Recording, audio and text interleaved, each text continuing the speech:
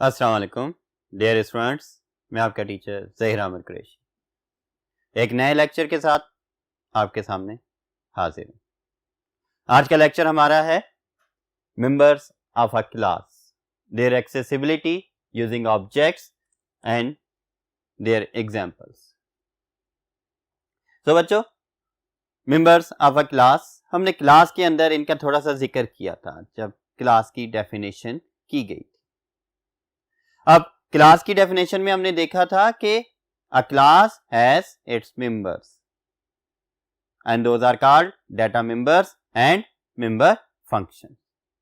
सो बच्चों, इधर हम देखते हैं कि members of a class. So बच्चों, a class has two members, number one data members and number two member functions. By default members of the class are private even no access specifier is used। बच्चों, अगर तो कोई access specifier use नहीं किया गया तो members of the class by default private होते हैं। उन्हें क्लास के अंदर ही एक्सेस किया जा सकता है, क्लास से बाहर उन्हें एक्सेस नहीं किया जा सकेगा। अगर हम उन्हें प्राइवेट नहीं रखना चाहते फिर हमें एक्सेस स्पेसिफायर्स को यूज करना पड़ता है, जो कि पब्लिक भी हो सकते हैं, प्रोटेक्टेड भी हो सकते हैं और प्राइवेट भी हो सकते हैं। सो बच्चों, पहला जो मेंबर ऑफ द क्लास है डाटा मेंबर, ये क्या है और इसे किस तरह से यूज किया जाएगा इसे हम डिस्कस करते हैं। So data members, the attributes are the variables of the class are called data members. जो वेरिएबल्स क्लास के अंदर डिक्लेयर्ड हैं, सो बच्चों वो एट्रीब्यूट्स जिनके जरिए उस क्लास को रिप्रेजेंट किया जा सकता है, उस क्लास की डिफरेंट वैल्यूज को यूज किया जा सकता है, वो उसके डाटा मेंबर्स होंगे और उन एट्रीब्यूट्स को वेरिएबल्स के थ्रू ही कंट्रोल किया या स्टोर किया जा सकता है। Next point, data members are usually declared under the private access specifier. ज्यादातर एक रूटीन जो है कि डाटा मेंबर्स को प्राइवेट रखा जाता है क्योंकि क्लास के अपने मेंबर्स हैं और वो क्लास से बाहर क्यों एक्सेस किए जाएं, क्यों एक्सेसिबल हो, उसके लिए क्या किया जाता है, डाटा मेंबर्स को प्राइवेट रखा जाता है। To be privately accessed within the class,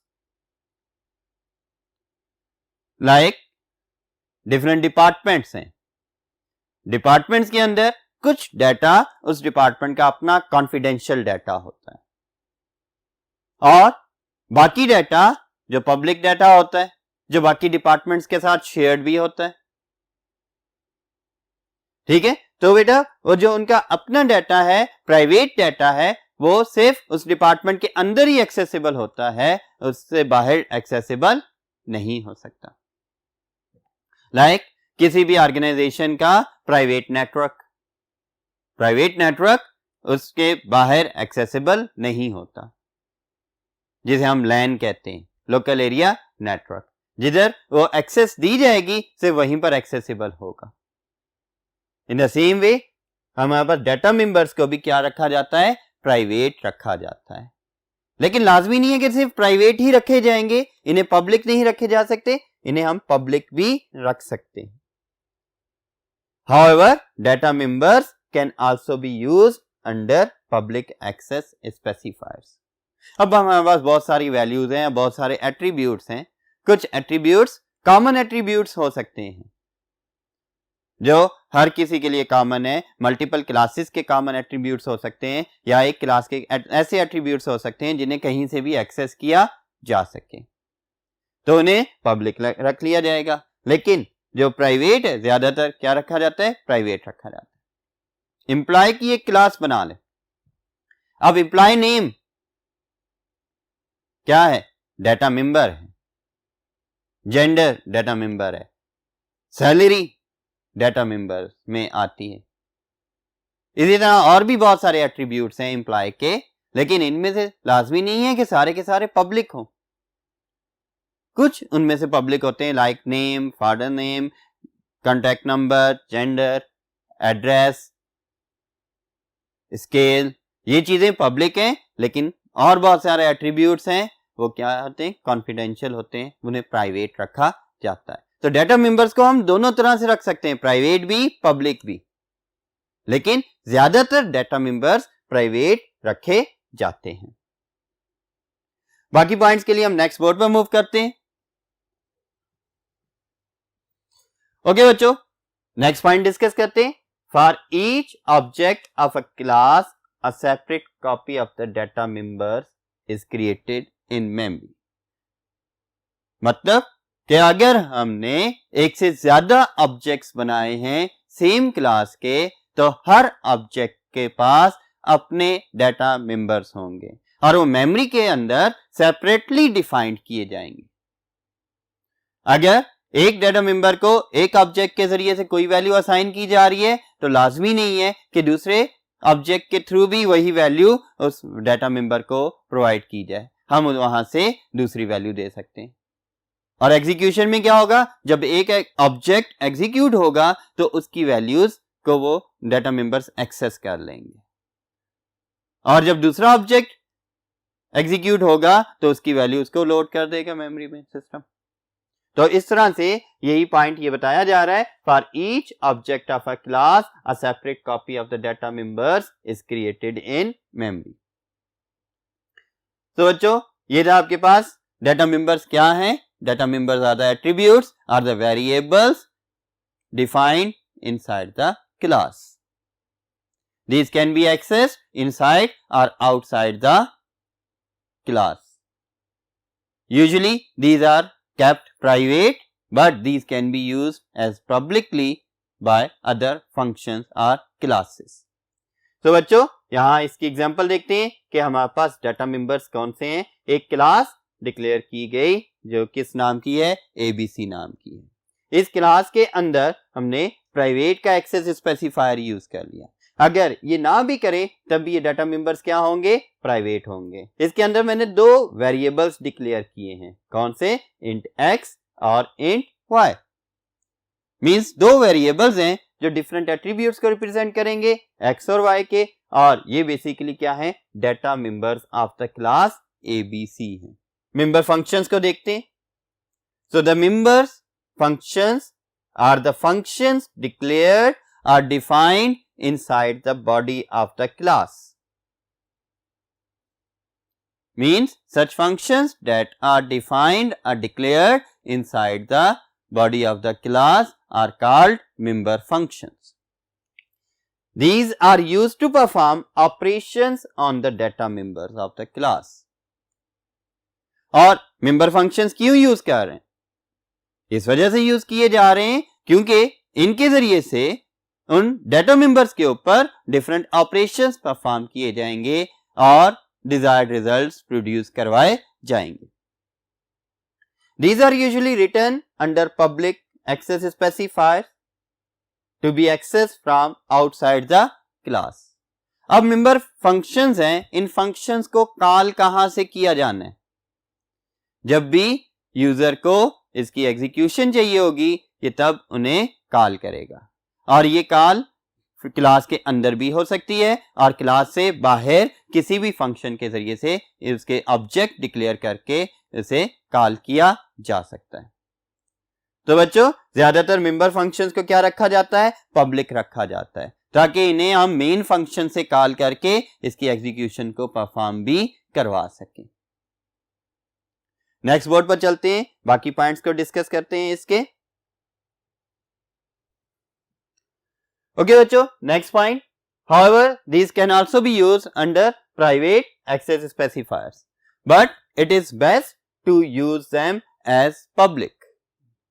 लेकिन इसे ज्यादातर पब्लिक यूज करना बेटर होता है ताकि इन्हें कॉल किया जा सके और इनकी एग्जीक्यूशन मेन फंक्शन से या किसी भी दूसरे फंक्शन से परफॉर्म करवाई जा सके। लेकिन इन्हें प्राइवेट भी रख सकते हैं। अब किसी भी ऑर्गेनाइजेशन की कुछ ऐसी फंक्शनैलिटीज हो सकती हैं, कुछ ऐसे ऑपरेशंस हो सकते हैं जो सिर्फ उसी ऑर्गेनाइजेशन या उसी डिपार्टमेंट के अंदर परफॉर्म किए जा रहे हो, उनकी एग्जीक्यूशन भी वहीं हो रही हो और वो जनरेट भी वहीं से हो रहे हो, तो ऐसे में उन्हें प्राइवेट रखा जा सकता है। फॉर एग्जाम्पल, हम एक क्लास डिक्लेयर करते हैं जिसका नाम क्या है, एबीसी है। ठीक है, इस क्लास के अंदर हमने दो डाटा मेंबर्स डिफाइन कर दिए, डिक्लेयर कर दिए, जो कि क्या थे, एक्स और वाई, और लेकिन वो किस टाइप के थे, प्राइवेट थे। मींस ये सिर्फ इसी क्लास के अंदर यूज किए जा सकते हैं, इससे बाहर इन्हें एक्सेस नहीं किया जा सकता। बट हम एक फंक्शन डिक्लेयर कर रहे हैं, कौन सा, वाइड डिस्प्ले, और इसके साथ साथ इसे डिफाइन भी कर रहे हैं कि ये क्या करे, सी आउट मेंबर फंक्शन प्रिंट कर दे। अब इस फंक्शन को हमने क्या रखा, पब्लिक। देखिए, एक से ज्यादा एक्सेस स्पेसिफायर्स को भी हम यूज कर सकते हैं डिफरेंट टाइप के डाटा मेंबर्स के लिए या डिफरेंट टाइप के मेंबर फंक्शंस के लिए। तब हमने जैसे ही यूज करना होगा तब हम इस तरह लिखकर इन्हें क्या, पब्लिक एंड प्राइवेट लिखकर हम क्या कर सकते हैं, यूज कर सकते हैं। अब बेटा यहां पर देखिए, हमने इस फंक्शन को पब्लिक बनाया, तो फंक्शन से पहले मैंने क्या लिख दिया, पब्लिक और कॉलन। अब इसके बाद जितने भी फंक्शंस लिखे जाएंगे क्लास के एंड होने तक, वो सारे क्या होंगे, पब्लिक होंगे। अगर हम कोई प्राइवेट फंक्शन लिखना चाहते हैं, हम इस प्राइवेट एरिया के अंदर लिख सकते हैं, या अगर हम कोई पब्लिक डाटा मेंबर डिफाइन करना चाहते हैं तो इस पब्लिक के अंदर हम उन डाटा मेंबर्स को डिक्लेयर भी कर सकते हैं। तो बेटा होपफुली आपको इसका यूज समझ आ गया होगा कि हम कैसे डिक्लेयर कर सकते हैं अपने डाटा मेंबर्स को और member functions of a class को एक प्रोग्राम के अंदर। अब हम देखेंगे कि इन मेंबर्स को हम कैसे एक प्रोग्राम में एक्सेस करें। इसके लिए चलते हैं फर्स्ट बोर्ड की तरफ। ओके बच्चों, अब हम बात कर रहे हैं इसी के अंदर accessibility of members of a class के। जो हमने मेंबर्स ऑफ अ क्लास देखे, कितने मेंबर्स, दो मेंबर्स, एक डाटा मेंबर्स और मेंबर फंक्शन। हम उन्हें किस तरह से एक्सेस कर सकते हैं और किस तरह से उन्हें अपने प्रोग्राम्स में यूज कर सकते हैं। तो बेटा बेसिकली जो क्लासेस होती हैं वो आउटसाइड द मेन फंक्शन लिखी गई होती है। अब जब मेन फंक्शंस के आउटसाइड लिखी हैं तो उन्हें हम डायरेक्टली एक्सेस नहीं कर सकते, ठीक है, वो सेपरेट ब्लॉक होती है। So classes are written outside the main function, these must be brought into the scope of main function by declaring। इन्हें हमें into the scope of main function में लेकर आना है। क्यों?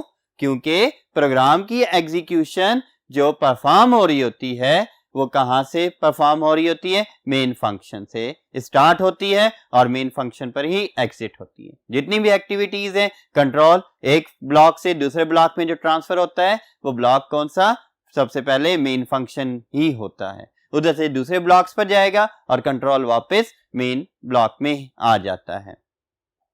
सो बच्चों, तो क्लास को भी हमने मेन फंक्शन के स्कोप के अंदर लेकर आना होता है। कैसे लेकर आएंगे, by declaring their objects. Objects की हमने बात की थी और उन्हें डिक्लेयर करके हम उस क्लास को मेन फंक्शन के स्कोप में ले आएंगे। मीन जब एक ऑब्जेक्ट हमने डिक्लेयर कर दिया, अब हम उस ऑब्जेक्ट के जरिए से उस क्लास के डाटा मेंबर्स और मेंबर फंक्शंस दोनों को एक्सेस कर सकते हैं। तो बेटा नेक्स्ट पॉइंट, अब कैसे एक्सेस करेंगे ये चीज हम देखते हैं। To access members of the class, जो कि data member and member functions हैं, इन मेन फंक्शन में मेंबर्स ऑफ द क्लास को एक्सेस करने के लिए डॉट ऑपरेटर यूज किया जाता है। डॉट ऑपरेटर कैसे यूज करेंगे, between object and member name.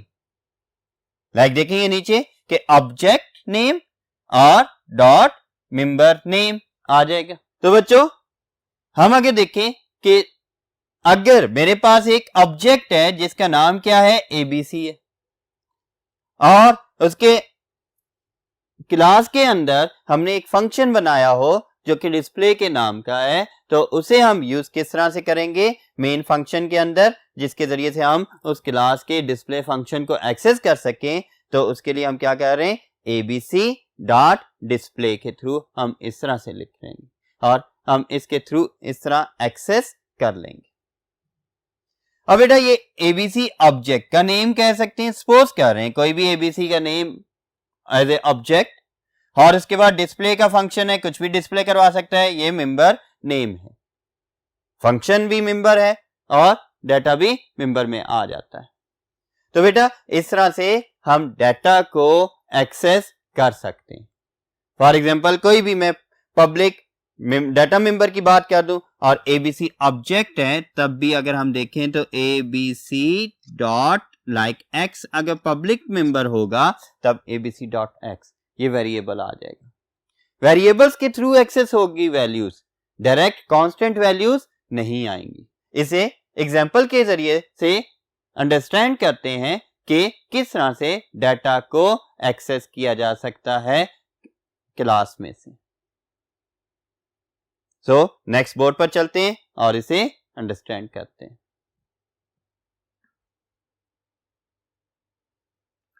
तो बेटा ये एग्जांपल है जिसके जरिए हम देखेंगे example to access members of a class in main function to execute या टू प्रिंट देम। तो बेटा जी हेडर फाइल्स आ गई। हेडर फाइल्स के बाद हमारे पास एक क्लास हमने डिक्लेयर कर ली। इस क्लास का नेम हमने क्या रख दिया, सी। अब क्या सी क्या है, एक क्लास का नेम है। इसके अंदर मैं कितने वेरिएबल, एक वेरिएबल डिक्लेयर कर रहा हूं, कौन सा, प्राइवेट का, और वो क्या नाम है, एक्स है। और वो किस एक्सेस स्पेसिफायर मींस वो प्राइवेट है और वो सिर्फ within the class access किया जा सकता है, आउटसाइड द क्लास एक्सेस नहीं हो सकता। एक पब्लिक एक्सेस स्पेसिफायर का कीवर्ड यूज किया, उसके बाद मैंने एक फंक्शन डिफाइन कर दिया और वो फंक्शन किस नाम से है, डिस्प्ले के नाम से। और इसकी बॉडी के अंदर क्या हो रहा है, x इज इक्वल टू 10। मैंने x को एक वैल्यू असाइन कर दी। इधर मैं x यूज कर सकता हूं क्योंकि ये फंक्शन या फंक्शन की बॉडी इस क्लास का हिस्सा है। इसके बाद सी आउट करवा रहे हैं, C out value of x is equal to, और नेक्स्ट सी आउट के अंदर हमने कह दिया x जो कि x की वैल्यू है वो प्रिंट करवाओ और उसके बाद न्यू लाइन पर चले जाओ। फिर फंक्शन को एंड कर दिया और इसके बाद हमने कोई और फंक्शन नहीं है, इस वजह से हमने क्लास को भी एंड कर दिया। अब इसी से आगे अगर हम देखते हैं तो मेन फंक्शन हमने डिफाइन किया। क्लास के बाद हमने मेन फंक्शन डिफाइन किया और मेन फंक्शन के अंदर हम एक ऑब्जेक्ट बना रहे हैं, किस नाम का, ओबीजे नाम का। ओबीजे नाम का एक ऑब्जेक्ट है और वो किस टाइप का है, वो सी टाइप का है। सी क्या है, एक क्लास नेम है और ऑब्जेक्ट इसका वेरिएबल है। इस क्लास का वेरिएबल ओबीजे नाम से डिक्लेयर हो गया। अब मैंने इधर से क्या, पब्लिक जो है मेंबर उसको एक्सेस करना है और वो कौन सा है, डिस्प्ले का फंक्शन है। प्राइवेट को अगर मैं इधर एक्सेस करूंगा एरर आएगा। पब्लिक को एक्सेस कर रहा हूं, अब पब्लिक मेंबर को जब एक्सेस कर रहा हूं किस तरह से एक्सेस करूंगा, ये ओबीजे ऑब्जेक्ट था, ऑब्जेक्ट डॉट डिस्प्ले का फंक्शन है। जैसे ही ये कॉल होगा ये इस ऑब्जेक्ट के पास जाएगा, इस ऑब्जेक्ट की मेमोरी में जो डिस्प्ले का फंक्शन लोडेड है कंट्रोल वहां पर जाएगा और वहां पर आकर x की वैल्यू को 10 कर देगा और प्रिंट कर देगा value of x is equal to और 10। तो बेटा इसके बाद हमने क्या किया, गेट ch लिख दिया और मेन फंक्शन को भी एंड कर दिया। मींस यहां से आपको ये चीज समझ आ गई होगी कि हम मेंबर्स ऑफ अ क्लास को कैसे एक्सेस कर सकते हैं प्रोग्राम्स के अंदर। जब भी हमने मेंबर्स ऑफ द क्लास को एक्सेस करना है तब हम क्या करेंगे, डॉट ऑपरेटर यूज करेंगे, लेकिन किन के दरमियान, ऑब्जेक्ट और उसके मेंबर्स नेम्स के दरमियान में, कि कौन सा मेंबर हम एक्सेस कर रहे हैं और किस ऑब्जेक्ट की मेमोरी को यूज करते हुए उसे एक्सेस कर रहे हैं, ये चीजें हमने यहां पर बतानी होंगी। तो इस तरह से हमारे पास ये मेंबर्स इधर डाटा मेंबर्स हो या मेंबर फंक्शंस हो, ये एक्सेस किए जाते हैं आउटसाइड द क्लास। लेकिन कौन से मेंबर्स होंगे, ये पब्लिक मेंबर्स ही आउटसाइड द क्लास एक्सेस होते हैं। Private members outside the class access नहीं किए जा सकते और इन मेंबर्स को एक्सेस करने के लिए डॉट ऑपरेटर यूज होता है with the reference of the object, और ऑब्जेक्ट किसकी टाइप का होता है, वो क्लास की टाइप का होता है। बच्चों आपको इस एग्जांपल से ये बात समझ आ गई होगी कि मेंबर ऑफ द क्लास कौन कौन से हैं और हम उन्हें कैसे एक्सेस कर सकते हैं अपने प्रोग्राम्स के अंदर। अगर हम इसे एक्सेस नहीं करेंगे तो ये क्लास आपके सोर्स कोड का तो हिस्सा है, लेकिन मेमोरी के अंदर लोड नहीं होगी, मेमोरी डेफिनेशन इसकी नहीं होगी। कब तक?